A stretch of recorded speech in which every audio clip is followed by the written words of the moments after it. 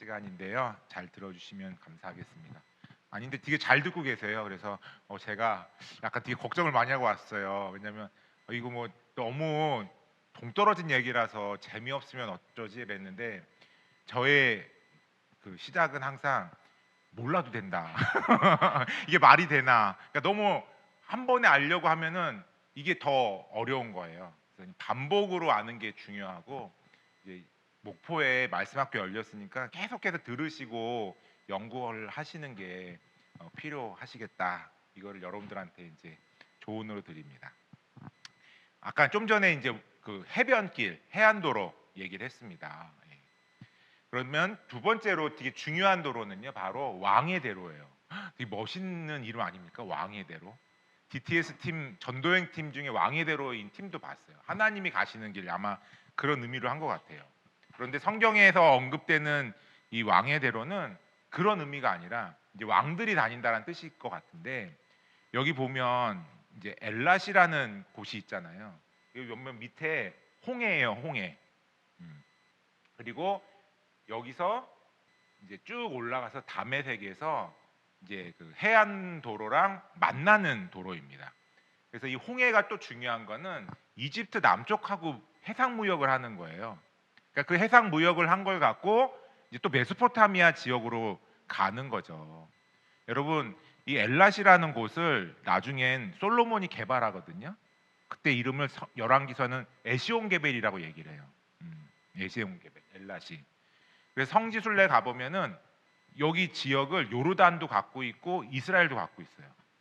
같은 지역인데 이게 조금만 지나면은 이스라엘, 요르단 이렇게 나뉘어져 지금은 있습니다. 근데 여기가 그 무역의 되게 요충지 같아요. 왜냐하면 열왕기를 읽다 보면은 여호사밧 왕이 이 에시온게벨에서 배가 파손됐다라는 말이 나와서 처음에 읽을 때는 뭐 배 망가진 게 뭐 큰일인가. 물론 제가 이제 어업에 종사하지는 않아서 그럴 수도 있어요. 만약 어업하신 분들은 배가 중요하지 이렇게 얘기하실 수 있을 것 같아요. 그런데 잘 읽다 보면은 여호사밧 남유다 여호사밧 왕이 하고 싶었던 거 뭐냐면 이 두로와 시돈 거기도 되게 그 무역하는 항구를 갖고 있는 지역이거든요. 그러니까 그 지역하고 이 에시온게벨하고 연결해 갖고 교역을 하고 싶은 거예요. 그래서 막 북이스라엘 정말 성경에서 제일 나쁘게 말하고 있는 아합 가문하고 막 혼인을 맺어요. 그러니까 부자 되고 싶은 거죠. 그런데 성경이 언급하고 있어요. 거기서 배가 망가졌다. 그거 별거 아닌 사건 같지만 여호사밧은 부자 되고 싶었지만 하나님 부자 되고 싶어서 정말 신앙인으로서 분리해야 되는 그걸 하지 못한 거예요. 나중에 아합 가문하고 혼인을 맺어갖고 남유다에까지 바알 숭배가 막 들어오거든요. 하나님이 그걸 싫어하는 거죠. 그러니까 그 중심에 대해서 하나님이 경고하신다는 생각을 합니다. 부자 되고자 하면 다 용납되는 것 같지만 그거 파산될 수 있어라고 열왕기가 지금 얘기를 하는 거죠. 아무튼 이 에시온게벨 엘랍부터 해갖고 다메섹에 이르는 이 도로인데요. 요단강 동쪽 편에 있어요. 그런데 이때 이제 여기가 언제 언급되냐면 광야 막 출애굽해갖고 광야를 지나갈 때 민수기 20장을 보면은 그 에돔이 그 길을 가는 걸 허락하지 않아요. 근데 에돔이 과연 왜 허락하지 않느냐? 이스라엘은 왜 그 길로 가야 되느냐? 바로 에돔이 여기를 차지하고 있거든요. 이 왕의 대로. 그런데 하나님이 에돔 말 들어주라고 이미 하나님이 걔네한테 준 땅이야라고 언급을 해요. 그래서 돌아가요. 그랬더니 이스라엘이 너무 어려서 불평을 하는데 그때 성지순례 가봤는데 불평할 만한 것 같아. 왜냐하면 왕의 대로를 딱 보는 순간 너무 실망했거든요. 우리나라 한 2차선 되나? 이게 무슨 왕의 대로인가? 그런데 구약 시대는 그게 엄청난 도로였던 거죠. 근데 그 도로로 못 가면 그 옆길에 막 바위인 거예요. 그러니까 성경을 읽다가 우리는 이스라엘 백성들은 또 불평하네 이렇게 생각이 들지만 실제로 성지순례 가보면 나라도 불평하겠어 이런 생각이 막 들어요. 그 바위를 듣고 성인 남성도 가기 힘든데 거기 애들 데리고 가려면 얼마나 힘들겠어요. 전에 이제 열방대학 간사님들이 유치원에서 동백동산으로 애들하고 소풍을 갔는데 아빠들이 다 욕하더라고. 왜냐면 애들 다 안고 가야 되는 거야.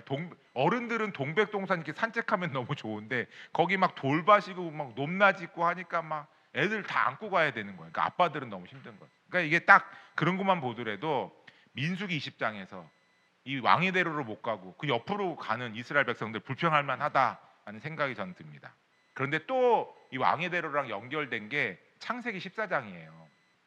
창세기 14장이 무슨 내용인지 아세요?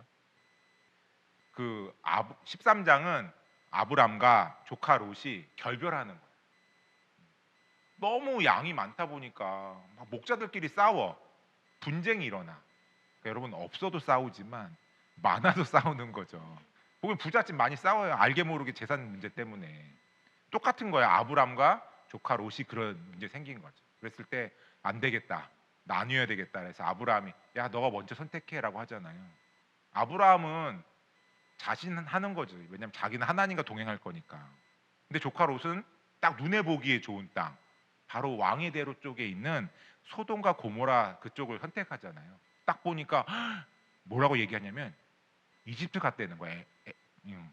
애굽 같다는 거, 그 땅이. 그러니까 얼마나 구약에서는 좋은 땅 하면 애굽 땅인 거예요. 그러니까 다 틈만 나면 글로 가려고 하는 거지.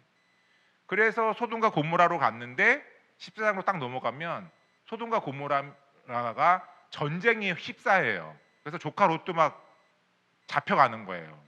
근데 그 14장에 나오는 도시들의 이름을 잘 보면 도시국가들이거든요. 근데 그 도시국가들이 바로 이 왕의 대로에 따라서 위치한 나라들이에요. 그러니까 그 도로를 따라서 도시가 생기고 이 당시는 도시가 국가가 되는 아브라함 때는 그런 때였던 거죠. 그러니까 이 도로의 특징을 잘 볼 수가 있습니다.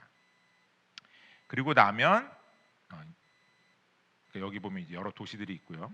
보면 우리가 잘 아는 에돔, 모압, 암몬 그런 데가 다 여기에 위치해 있고, 그다음에 길르앗, 바산. 구약에 보면은 되게 풍요로운 목초지로 설명되거든요. 근데 그 이름들이 이 왕의 대로에 다 위치해 있는 거예요. 근데 나중에 민수기에 보면은 이 풍요로운 땅들을 이스라엘이 믿음을 갖게 되니까 1세대는 불평하다 광야에서 다 죽지만 새로운 새로운 세대는 그 아모리 왕 시온과 바산 왕 오게에게서 이 길르앗과 바산 땅을 차지하는 걸 볼 수 있어요. 그러니까 여기가 도로가 있고 목초지도 있고 정말 좋은 장소구나라는 겁니다. 또 성경에 많이 나오는 그 도시들 길이 이름이 바로 이 족장의 도로예요. 물론 이거는 이걸 정리한 사람이 해놓은 거지만 우리가 성경에서 되게 많이 보는 장소가 있거든요. 여러분 세겜 들어보셨죠? 실로, 베델, 미스바, 라마, 기브와 예루살렘, 베들레헴, 헤브론, 부엘세바. 성경에 보면 이 아브라함 때부터 해갖고 많이 다니던 그 도로가 다 여기 도시들이 이 도로인 거예요. 그리고 여기는 다 산간지대야. 우린 이해가 안 가지. 여러분 태백산맥의 그 꼭대기에 도시 생긴다고 생각해 보세요. 도대체 말이 되나? 그러니까 우리나라 이 산이 연결된 거랑 이스라엘 산이 연결된 거랑은 조금 개념이 다른 것 같아요. 그거는 조금 이따 설명드리고, 아무튼 그 고지대를 따라서 도시들이 있는 거예요. 그러니까 여기에 우리가 아는 구약의 도시들이 여기에 많이 위치되어 있다. 그리고 여기가 이제 지대가 높은 지역을 따라 있는 거고, 이쪽으로 보면 여리고가 있잖아요. 경사도가 상당히 가파르다고 해요. 그러니까 여기는 지중해가 있고 서서히 높아지지만 이 지역을 넘어서서는 이 정말 이 저지대까지, 지중해보다도 저 지역이 더 낮은데 거기에 이제 또 이제 여러 몇몇 도시들이 있는데 우리가 아는 대표적인 도시가 바로 여리고예요. 근데 이제 여기는 많이 성경에는 언급이 되지는 않습니다. 자, 이게 그 이스라엘 땅이거든요. 오늘날도 그렇고 그 성경 시대에도 그렇고. 그런데 이스라엘은 우리나라로 치면 강원도, 경상북도 약간 그 정도 크기인 것 같고요. 약간 긴 모양새로 보면 저는 우리나라 강원도 같다는 생각이 들어요. 근데 강원도도 보면 우리나라는 사람들이 생각할 때 이해가 되죠. 이 서쪽으로부터 해서는 이제 높아지잖아요, 점차. 그다음 이제 태백산맥, 막 설악산이 있고, 그거 넘으면 바로 바닷가로 떨어지잖아요. 약간 그런 그 그러니까 서쪽은 낮고 동쪽은 높다가 갑자기 바다가 되는 그 지형인데, 이스라엘은 이게 남에서 북으로 잘랐을 때 또 동서로 잘랐을 때 모양이 약간 좀 우리나라랑 또 개념이 다르다라는 거죠. 먼저는 이쪽 남쪽에서부터 북쪽으로 단면을 자르면은, 그러니까 아마 거의 그 족장들 대로 길, 족장들이 다녔던 길을 위치로 해서 자르면은 요 모양인 거예요. 그러니까 지대가 요 검은 선이 지중해 수위거든요. 해발. 그런데 보면은 이 사해, 여매라고 말하는 사해, 요단강, 뭐 갈릴리 바다, 뭐 이런 데가 지중해보다 다 지역이 낮죠, 해발이. 그러니까 아마 여기가 비가 많이 오면은 이쪽이 더 물이 많을 텐데 안 그런 걸 볼 수 있어요. 대신 성경에서 많이 언급되는 도시들은 다 이렇게 고지대에 약간 위치되어 있다라는 걸 볼 수 있습니다. 그래서 약간 고지대에 도시들이 있으면서 이 길을 따라서 성경의 인물들이 다니는 거고, 가장 북쪽의 헐몬산 보면 시편에서 형제가 연합하여 동거함이 어찌 그리 선하고 아름다운 거 하면서 그 아론에게 부은 그 기름이 이렇게 해서 이렇게 수염을 타고 흘러가는 그 모습을 얘기할 때 이 헬몬산 이슬을 얘기하거든요. 그러니까 여기서 이제 물이 나오면서부터 이제 요단강으로 흘러가는 그러한 이미지를 갖고 성경을 보시면 될 것 같아요. 그래서 이 위쪽으로 가면은 정말 높은 산이 있지만 바로 옆에는 이제 갈릴리 지역, 그리고 푸른 산과 호수 지역이에요. 성지순례 갔을 때 이제 정말 막 차 타고 이동하는데 자다가 깼더니 순간 저는 꿈꾸는 줄 알았어요. 왜냐하면 한국에 약간 계곡에 놀러 가면 막 이렇게 푸른 물이 흐르고, 아니 그러니까 시내가 흐르고 푸른 나무들이 있잖아요. 저는 이스라엘은 다 광야만 있는 줄 알았거든요. 근데 자다 깼는데 한국에 무슨 뭐 이렇게 약간 계곡에 놀러 온 그런 느낌이 갑자기 나는 거예요. 그래서 여기가 어디야라고 했는데 바로 이쪽 북쪽 지역이었어요. 근데 거기는 정말 한국 비슷한 푸르름이 있어요. 물도 너무 깨끗한 거야. 바닥이 다 보일 정도로. 그러니까 약간 그런 지역이에요. 근데 그런 지역에서 남쪽으로 가면서부터는 이제 광야로 간다.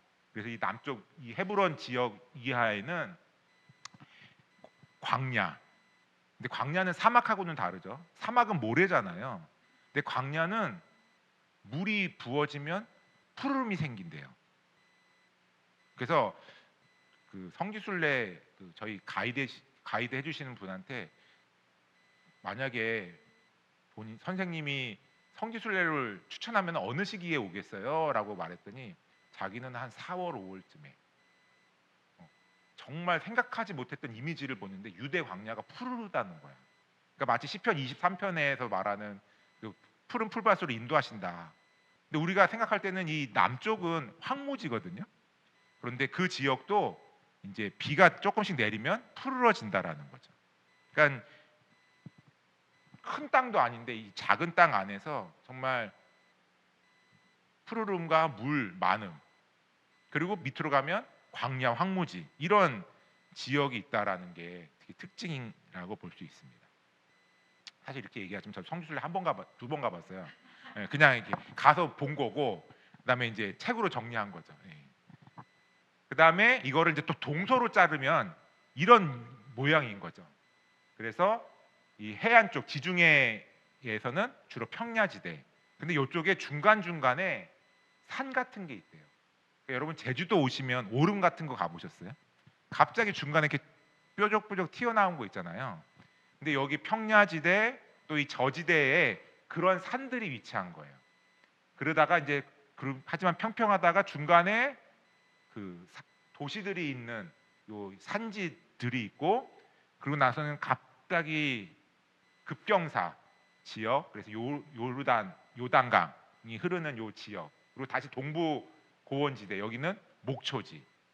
그러니까 여러분 여기가 되게 우리보다는 좀 날씨 기온이 높은데 서늘한 지역도 되게 많거든요. 근데 대부분 그런 지역은 바로 이런 산 지역들, 그다음에 이 동부 고원지대, 이런 데는 우리나라 가을, 봄 그런 계절이 되게 많고 풀이 잘 자라있기 때문에 바로 여기에 사람들이 많이 살고 있다라고 보시면 될 것 같습니다. 그래서 이제 이 시간에 이제 요 단면을 따라서 잠깐 지역을 설명드리면요. 성경에 보면은 요 해안 평야 지역들이 나와요. 보면은 해안 평원, 여기 보면 이제 아스글론, 아스돗, 그다음에 에그론 이런 거 보이시죠? 가사. 주로 사무엘서까지 많이 등장하는 블레셋 사람들이 살던 지역이에요. 그러니까 이 사람들은 원래 이 지역 사람들이 아니라 지중해 쪽에서 그 철기 문명을 갖고 이쪽으로 온 사람들이거든요.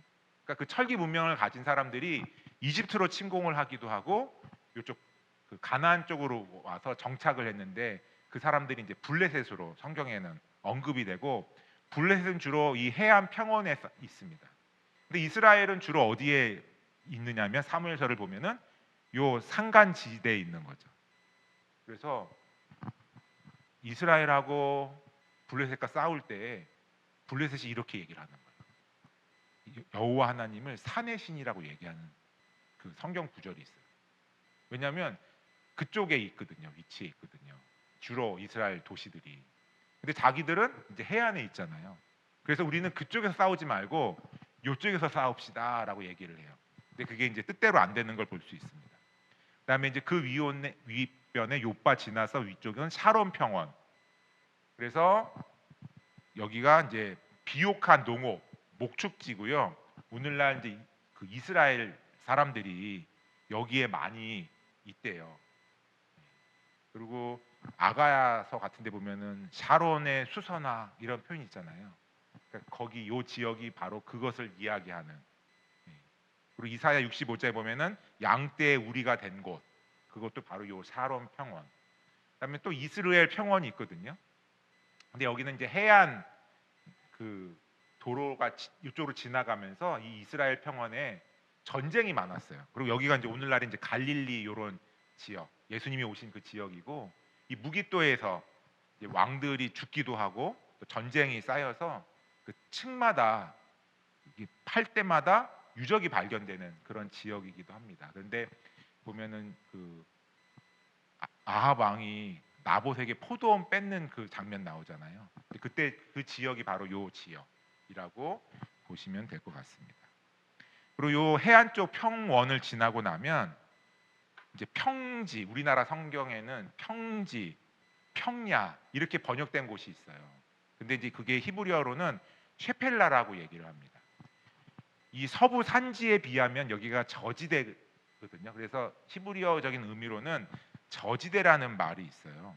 그래서 요 지역에 주로 구약에 많은 농사하는 그 지역으로 여기 보시면 될 것 같고 중간에 조금씩 말씀드렸지만 둥글둥글한 산들이 위치해 있어요. 그러고 나서 이제 서부 산지를 설명드리기 전에 이제 셰펠라에 있는 골짜기를 설명을 드려야 되는데 여기서 제가 성경과 우리가 알고 있는 조금 이미지가 다른 것들을 조금 설명을 드리면요.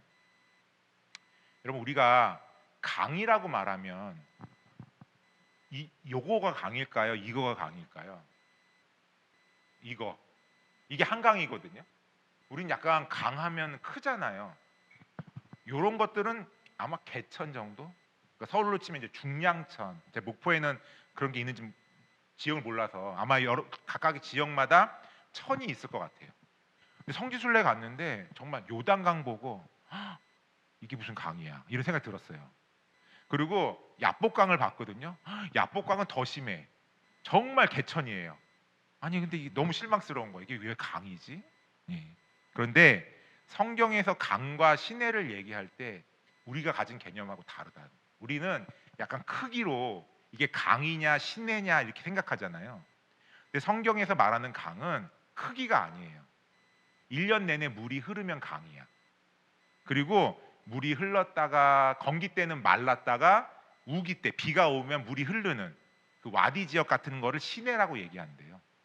그러니까 그 우리랑 개념이 되게 다르죠. 또 개념 다른 게 뭐가 있냐면 골짜기. 우리나라 골짜기는 이거예요. 그렇지 않아요? 뭐 이렇게 산 속에 정말 낮은 바로 여기 사진은 어디냐면 불령계곡이라는 까지 제가 계속 검색하니까 거기 나와갖고 그냥 하나 사진 갖고 왔어요. 그런데 성지순례 가면 골짜기가 이런 게 아니에요. 이거 보면 골짜기 같아요. 엄청 평지잖아요. 그런데 여기가 조금 높은 지역, 그리고 이쪽이 조금 높은 지역, 그 사이면 무조건 골짜기라고 얘기 안 되는 거예요. 그러니까 우리가 생각하는 골짜기랑 되게 다르죠. 그러니까 보면 제주로 치면 오름과 오름 사이에 있는 그런 데 같다는 생각도 좀 들었어요. 그러니까 우리가 생각하는 거랑 성경이 생각하는 거랑 좀 용어가 좀 다른 이미지가 있습니다. 그래서 몇 가지 셰펠레랑 서부 산간 지역에는요 골짜기가 있어요. 그래서 여기서 말하는 골짜기는 여기 원래 저지대지만 중간 중간에 약간 조금 튀어나온, 제주도로 치면 오름, 봉우리 이런 게 있는 거예요. 그리고 여기는 이제 산간 지역인 거죠. 근데 그 사이에 지역을 무조건 성경은 그 골짜기라고 얘기를 해요.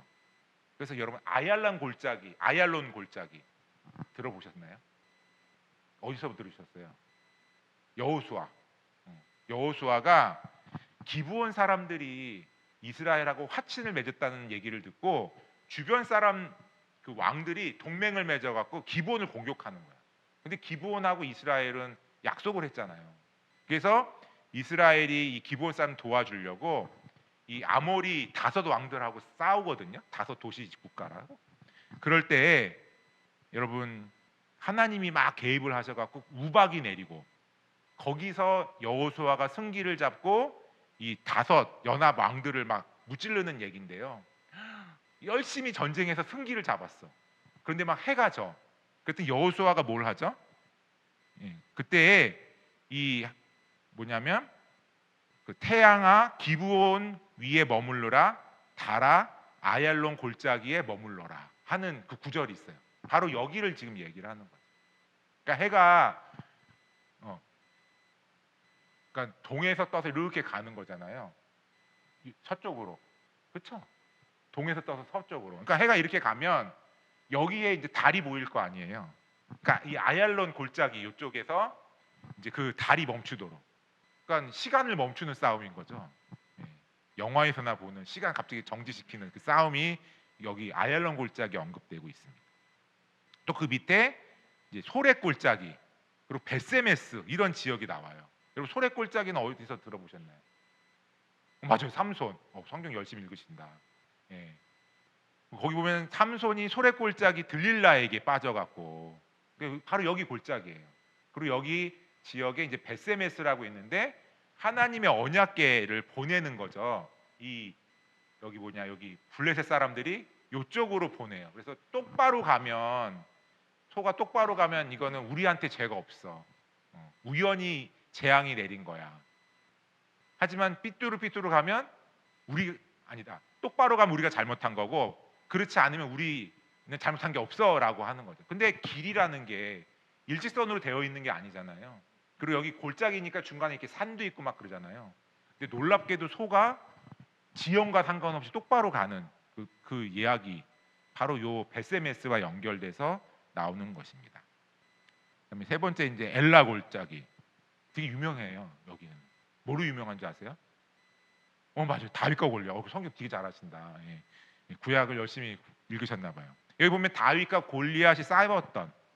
그러니까 보면 이 셰펠라 지역에서 이쪽 이스라엘 상지에 있는 도시들하고 연결될 때 보면은 블레셋이 되게 많이 언급되고 있어요. 이방 민족. 왜냐하면 이쪽엔 블레셋이 있기 때문이죠. 바로 블레셋은 일로 쳐들어가는 거고 여기서 이제 사울이 군대가 이게 막은 게 바로 이 엘라 골짜기, 다윗이 이겼던 지역. 그다음에 그 밑에 스바다. 여기는 이렇게 유명하진 않아. 이건 왜냐하면 역대하에 나와 있거든요. 아사 왕이 이 이집트 남쪽에 구스 군대가 100만 대군이 침공을 했어요. 그때 요 해안길을 따라서 올라와 갖고 이스라엘을 공격하는 지역이 바로 이 스바다 지역인 거고요. 아사 왕이 막 하나님 앞에 호소하는 그 지역이거든요. 그다음에 라기스. 이 라기스는 북쪽에서 아시리아가 침공해 갖고 이스라엘을 그래서 히스기야 왕이 이제 그 위협에 처했을 때 이제 요 길을 따라서 이렇게 올라오는 요 지역을 이야기를 하고 있습니다. 그러니까 이렇게 성경 안에 이런 골짜기들이 언급이 되어 있고요. 그다음에 아까도 얘기했지만 서부 산지라고도 얘기하고 이쪽만 얘기하면은 서부고요. 이쪽까지 얘기하면 이건 중앙에 위치하니까 중앙 산지라고도 부르고 서부 산지라고도 부르기도 합니다. 그래서 이 산지에는 아까도 얘기했지만 성경에 정말 유명한 도시들은 다 여기에 위치하는 거예요. 우리나라로 치면 아니 무슨 산맥에 도시들이 있어. 근데 여기는 그 지대가 높은 지역에 도시들이 발전을 하는 거죠. 그래서 그렇게 보시면 될 것 같습니다. 그다음에 이제 예루살렘 밑쪽으로 해서 유다 광야가 위치하는데요. 바로 이 사회 옆에 이 지역이고 요런 황토색 빛인 거예요. 근데 아까도 말씀드렸지만 다윗이 도망가던 지역입니다. 사울을 피해서. 그래서 여기 딱 가보면 정말 중간중간에 동굴 같은 것들이 있고 그래서 그 절벽에 사람들이 숨을 때 이 지역으로 숨고요. 아까도 말씀드렸지만 비가 오면 푸르러지고 건기 때는 이런 황토빛이 나는 그런 지역. 그리고 이제 요단강이 있는 이 요단 이 계곡의 요 지역이고요. 그리고 여기 따라서 이제 이쪽 저지대인데 대표적인 도시가 이제 여리고. 그래서 예루살렘에서 여리고로 내려가는 요 이야기들은 바로 이런 개념으로 보시면 될 것 같습니다. 그리고 남이 요단강을 건너면은 요단 동편에 이 고지역 우리나라로 치면 이게 대관령 그 목장 그런 거 있잖아요. 그러니까 여기가 바로 그런 이미지라고 생각하시면 될 것 같고 여기는 전통적으로 여러 나라들이 있어요. 그래서 위쪽으로부터 하면은 아람, 암몬, 모압, 에돔 여러 민족들이 여기에 위치되어 있습니다. 그래서 여기는 비옥하고 목초지로서 되게 좋은 지역이다라고 보시면 될 것 같습니다. 그리고 이스라엘의 가장 남쪽은 네게부라고 해갖고 마른 곳이란 뜻이거든요. 옛날에는 그 남방으로 번역됐어요. 개역 한글에. 바로 아브라함이 이제 남방으로 내려갔다. 뭐 이런 얘기가 있거든요. 그리고 개역 개정에는 이게 네게부로 다시 바꿨어요. 바로 여기가 광야 지역이지만 비가 오면 풀이 나고 비가 오지 않으면 메마른 곳. 그러니까 하나님이 아브라함을 일부러 여기 네게부 지역으로 이동시킨 거예요. 왜 그럴까? 이 지역은 정말 비가 와야지 푸르러지는 그 지역이거든요. 그런데 이 지역의 대표적인 신이 바알이에요. 이 지역 사람들은 비를 내리는 신은 바알로 생각하는 거예요. 근데 아브라함은 여기서 하나님이 일로 아브라함을 데리고 와서 훈련시키는 거죠. 누가 진짜 비를 주는지. 그런데 너무 가물어. 그게 멈추질 않아. 그랬더니 아브라함이 어디로 내려가요? 창세기 12장에 애굽으로 이집트로 내려가는 거죠. 그러니까 첫 번째 훈련에 어떻게 보면 실패를 하는 거죠. 그러니까 이스라엘 안에 요 지역 안에 색깔로 나눈 거거든요. 각각의 지역의 특징을. 그러니까 정말 다양한 색이 있죠. 그러니까 위쪽으로 가면 푸르르고 남쪽으로 가면 갈색이라고 이미지를 생각하시면 될 것 같고 서쪽에는 지대가 낮고 중간에 높아졌다가 요단강에 잠깐 낮아졌다가 다시 높아지는 그 지역으로 이 성경을 읽을 때 이해하시면서 읽으시면 될 것 같아요. 사실 저도 공간 감각이 저는 원래 없어요. 그래서 제가 정말 주차할 때 못하는 게 측면 주차. 너무 어려워. 그러니까 아내가 맨날 뭐라고 그러거든요. 그러니까 제 자체가 약간 그런 사람인데 성경을 아무리 읽어도 뭐 눈에 안 들어오는 거예요. 그러니까 지명 따로 뭐 눈에 들어오지도 않고. 근데 성지순례 갔을 때 저희 가이드 해주신 분이 무조건 높은 데로 데려가서 지역을 보여주는 거예요. 근데 약간 지역에 대한 이해함이 생기니까 아 전쟁에서 왜 이런 얘기를 하는가 하는 게 약간 조금 이해가 되는 면이 있어요. 요즘에 이제 전쟁 나서 성지순례 가기 너무 어렵지만 한번 가보는 건 필요하겠다는 생각이 좀 들고 왜냐하면 그 지역이 높낮이가 있으니까. 근데 보통 근데 성지순례 가면 아쉬운 거는 주로 기념교회 많이 데려가죠. 근데 기념교회보다는 조금 이렇게 차를 렌트해서 보면 이제 국립공원 지도 같은 게 있더라고요. 근데 주로 국립공원 지도가 성경 지역이 되게 많아요. 그러니까 가서 이 지역이 어떻게 있구나 한번 이렇게 보는 것도 참 좋겠고 보면 이제 입체 지도 같은 것도 팔아요. 근데 보면 이제 제가 지금 설명드린 게 지도로 표현이 되는데 한번 관심 있으신 분들은 그런 거 한번 보시면서 이 지역을 이해하시면서 성경 지명 나올 때 한번 그 지역을 몇 번 보다 보면은 성경이 약간 지리적으로 입체적으로 왜 이 사람들은 이렇게 행동하는가 하는 게 좀 이해되실 것 같습니다. 그다음에 이제 지리적으로 설명을 드렸지만 이 지리와 연결돼서 그 기후 같은 것도 좀 이해할 필요가 있죠. 그래서 이 시간에는 약간 기후도 설명드릴 건데요.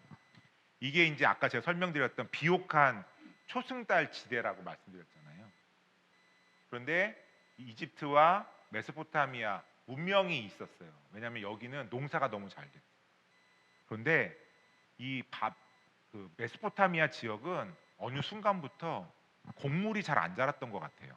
그 옛날 고고학 자료들 보면 거기에도 곡식이 많았구나라는 걸 볼 수 있지만 지금은 되게 황폐하거든요. 그리고 성경 시대에도 이미 약간 사막화가 많이 되었던 것 같아요. 그러니까 여기 보면 나중에 아시리아나 바벨론이 자꾸 왜 가나안을 침공하는가? 저는 이 성경을 읽으면서 하나님의 심판으로만 보니까 잘 못 느꼈는데 이집트와 메소포타미아 사이에 있는 이 가나안 지역은 다른 지역에서 안 나는 그런 어떤 품목들이 되게 많은 거예요. 밀, 보리, 올리브, 포도. 그러니까 다른 지역에서 없는 것들. 특히 메소포타미아 지역은 계속 사막화가 이루어졌기 때문에 북쪽에서 일어나는 사람들은 계속 이 가나안을 침공을 했던구나라고 이해를 하시면 될 것 같아요. 물론 성경은 그게 다 하나님의 섭리 가운데 이스라엘이 하나님을 떠났을 때 하나님이 진노의 막대기로 이쪽 메소포타미아 제국들을 사용하시는 것을 볼 수 있습니다. 그건 이제 오후 시간에 좀 더 설명을 드리겠습니다. 근데 재밌는 거는 이게 시즌에 따라서 바람의 방향이 다른 거예요. 그러니까 여러분 여기는 비옥한 초승달 지역이라고 하지만 여기는 뭘까요? 사막이에요. 그러니까 바람이 사막을 통과해서 오는 바람은 어떤 바람일까요? 건조한 바람이겠죠. 하지만 이 서쪽에서 지중해 쪽으로 오는 바람. 그러니까 지금은 지중해라고 얘기하지만 구약은 대해라고 얘기를 합니다. 구약에서 말하는 대해는 바로 지중해를 얘기하는데 지중해 쪽에서 오는 바람은 어떤 바람일까요? 습한 바람이겠죠. 물기가 가득한 바람. 그래서 지구가 이렇게 태양을 중심으로 공전과 자전을 이렇게 하잖아요, 지구가. 근데 그 1년을 기준으로 해갖고 사막 쪽에서 부는 바람이 올 때가 있고 이 대해 지중해 쪽에서 오는 바람이 불 때가 있는 거예요. 그래서 사막 쪽에서 오는 그 바람이 불 때는 우기와 건기 중에 뭘까요? 건기가 되겠죠, 그렇죠? 왜냐하면 메마른 바람이 부는 거예요. 우리가 생각할 때는 그러면 건기는 나쁜 건가? 우기가 좋은 거 아닌가? 왜냐하면 여기는 비가 필요한 지역이니까. 그런데 그렇지 않아요. 때를 따라서 건기가 필요하고 우기가 필요해요. 예를 들면 여러분 이 6월절이라는 절기가 나오잖아요, 성경에. 근데 여러분 6월절부터 해갖고 이스라엘은 수확을 하기 시작합니다. 그래서 제일 먼저 수확하는 게 보리예요, 보리. 그러니까 6월절에 그 고린도전서를 보면은 예수님을 잠자는 자들의 첫 열매라고 고린도전서 15장 부활장에서 설명을 하거든요. 왜 바울은 열매로 비유했을까 예수님을? 왜냐하면 고린도 전서를 보면 또 예수님을 5장에서는 6월절 어린 양이라고 또 비유를 하거든요. 그러니까 바울은 예수님을 이스라엘과 절기와 관련해서 두 가지를 설명을 하는데 왜 잠자는 자들의 첫 열매라고 얘기를 하냐면 이 6월절 오늘날로 치면은요 이날은 성금요일하고 되게 비슷해요. 시작되는 거예요. 그럼 6월절 다음 날부터 무교절이 이제 쭉 시작이 되거든요. 그러고 나면 이 사람들이 안식일 지나서 이제 주일날 그다음 그 사람 우리는 놀지만 그 사람들은 이제 노는 게 아니잖아요. 그럼 이 초실절을 할 때 뭘 하냐면 갈릴리에서 처음 난 보리를 수확을 하기 시작하거든요. 그럼 그 보리를 가져다가 예루살렘에서 소제를 드려요. 곡식 제물로 드리는 거예요. 근데 잘 보세요. 바울은 이 초실절의 의미를 예수님 안에서 발견을 한 거예요. 뭐예요? 예수님이 6월절에 어린 양으로 십자가에 달려 돌아가셨어. 근데 그 의미가 뭐예요? 바로 마치 갈릴리에서 보리를 처음 수확해갖고 예루살렘에 와서 하나님께 드렸잖아요. 근데 예수님이 어떤 분이에요? 나사렛이 갈릴리에 있잖아요. 근데 그 갈릴리 예수님이 예루살렘에 오셔서 하나님께 십자가에서 드리셨어. 그게 첫 열매라는 거야. 부활을 하신 첫 열매. 그러니까 이 초실절에 보리를 첫 번째 드리는 이 절기를 바울은 부활의 상징으로 보는 거죠. 그러니까 여러분 이때부터 추수가 시작돼. 그래서 이때가 대략 우리로 치면 3월 말에서 4월이 되거든요. 그리고 이때부터 예를 들면 4월로 치면 4, 5, 6, 7월까지 계속 수확을 하는 거예요. 근데 여러분 수확할 때는 비가 와야 돼요, 안 와야 돼요? 안 와야 돼. 우리나라도 보면 추석 때 비만 오면 농사 다 망치는 거야. 사가공 오고 막. 예. 지금이야 이제 농법이 개발돼 갖고 그런 걸 좀 잘 조절할 수 있지만 그런 거 없을 때는 막 이 추석 때 태풍 오면 큰일 나잖아요. 비가 오면. 이스라엘도 마찬가지거든요. 바로 이때 6월절 전부터 해갖고 수확을 해야 되니까 비가 오면 안 되는 거예요. 근데 놀랍게 하나님이 이때 이 땅에 건기를 허락하시는 거죠. 그래서 보리를 시작으로 이제 6월절 무교절 해서 7주를 칠칠절이라고 얘기를 하거든요. 이때 이제 그 밀을 추수하는 거죠. 물론 보리도 추수해요.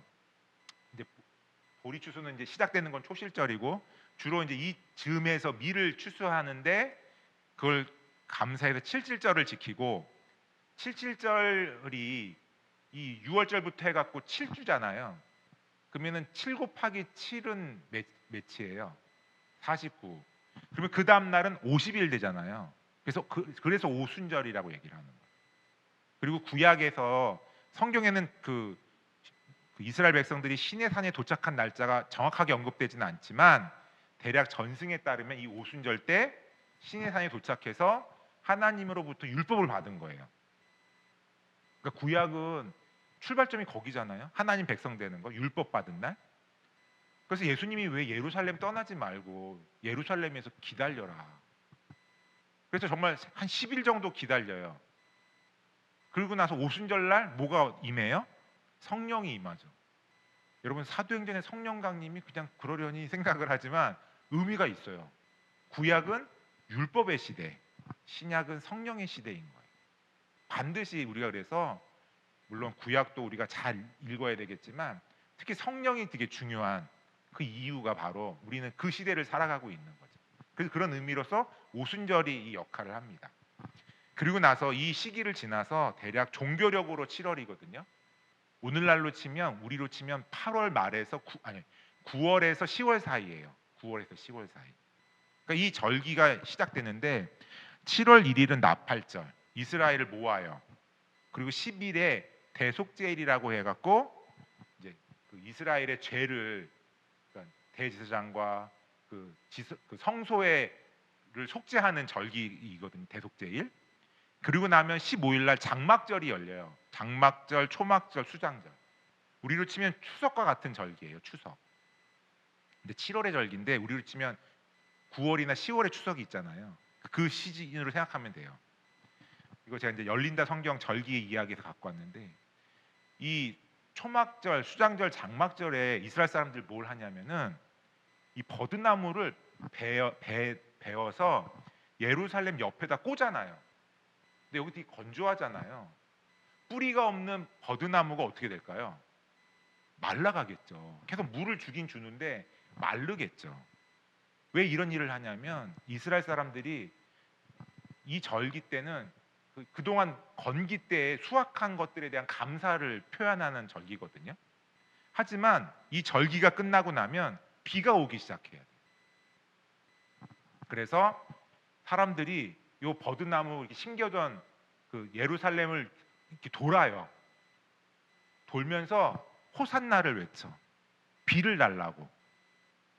왜냐하면 하나님 이제 며칠 있다가 비가 안 오면 농사 못 져요. 왜냐하면 여러분 그 농사 시작할 땐 또 비가 와야 되잖아요. 우리를 쳐도. 그러니까 비를 구하는 거예요. 그러니까 요한복음에 보면 요한복음 7장에 예수님이 누구든지 목마르거든 내게로 와서 마시라. 나를 믿는 자는 그 배에서 생수가 나리라고 얘기하시잖아요. 이거 어디서 얘기하시냐면 바로 이 장소에서 사람들이 다 비 달라고 막 예루살렘을 돌아. 근데 예수님은 물을 구해? 아니야. 나를 믿으면 돼. 나에게서 생수가 터질 거야. 얘기하십니다. 근데 그 생수가 뭐냐면 요한복음에 보면 성령인 거죠. 그러니까 성령이 되게 중요해요. 신약에서는. 그러니까 여러분 이 절기인 거예요. 그러니까 바로 이러한 절기를 지나고 나면 갑자기 바람이 사막 쪽에서 불다가 동쪽에서 불다가 어떻게 돼요? 서쪽에서 불기 시작합니다. 그럼 뭐가 시작돼요? 우기가 시작되는 거예요. 그러니까 이게 때를 따라서 비가 오고 안 오고가 되게 중요하죠.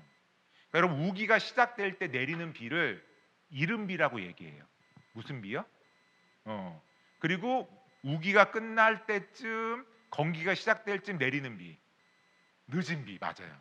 그런데 우리 타임라인으로 보면 1월부터 현대인의 시각으로 보면 늦은 비가 더 3월이야. 이른 비는 9월쯤 돼요. 10월쯤. 그러니까 우리가 생각하면 이게 3월이 이른 비, 10월이 늦은 비 같잖아요. 예. 그런데 농사적으로 생각을 해보면은 다 수확을 하고 나서 이제 새로운 농사를 준비할 때 내리는 비, 이른 비 시작해야 되니까.